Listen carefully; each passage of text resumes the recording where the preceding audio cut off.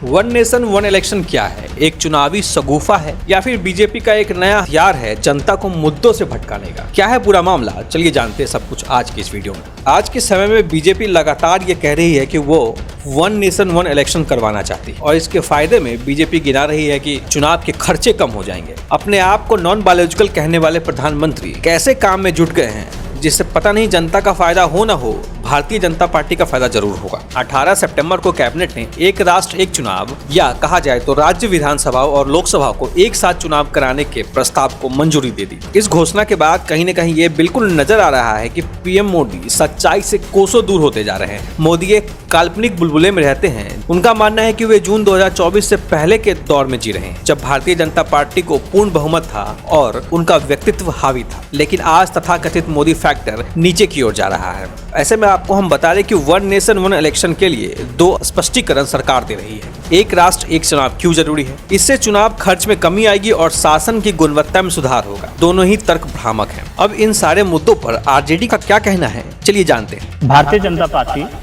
One nation one election नाम का एक शगुफा छोड़ने का काम किया है। हालांकि ये अभी लोकसभा और राज्यसभा से पारित होना अभी बाकी है। देश में वन नेशन वन इलेक्शन ये पहली बार नहीं हो रहा है।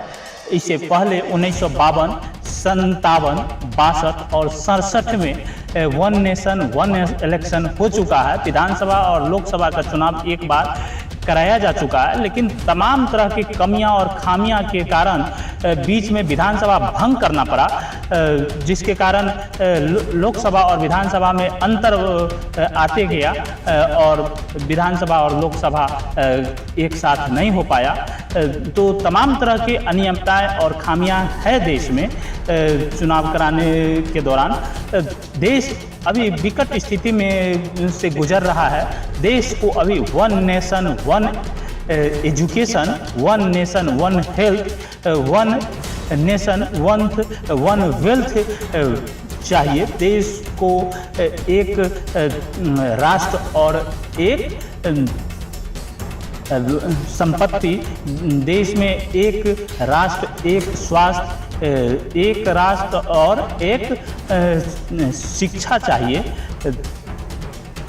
देश की जनता को इससे बहुत ज़्यादा ये विषय चर्चा का विषय नहीं होना चाहिए। देश की जनता के लिए चर्चा का विषय ये है और देश को ज़रूरत ये है कि जहां एमपी एमएलए का बेटा इलाज कराता हो, वहां देश की आम जनता का इलाज हो। देश के एमपी एमएलए का बेटा जहां पढ़ता हो, वहाँ देश के गरीब जनता का बेटा पढ़े।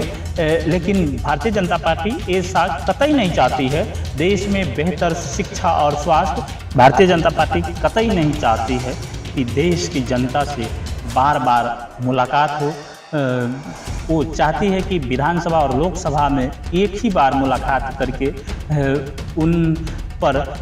उनसे वोट लेकर के, उनका मत लेकर के उन पर अधिकार थोप दे, उन पर आदेश थोप दे, उन पर कानून थोप दे, उन पर एक्ट थोप दे। तानाशाही रवैया अपनाना चाहती है, लेकिन देश की जनता ऐसा कभी नहीं होने देगी। 2029 से पहले ही देश की जनता इन्हें उखाड़ करके फेंकने का काम करेगी और इनकी तानाशाही रवैया को कुचल कर रख देगी। धन्यवाद। अगर आप ये हमारा वीडियो YouTube पे देख रहे हैं तो हमारे पेज को सब्सक्राइब कीजिए और अगर आप ये हमारा वीडियो Facebook पे देख रहे हैं तो हमारे पेज को फॉलो कीजिए। धन्यवाद।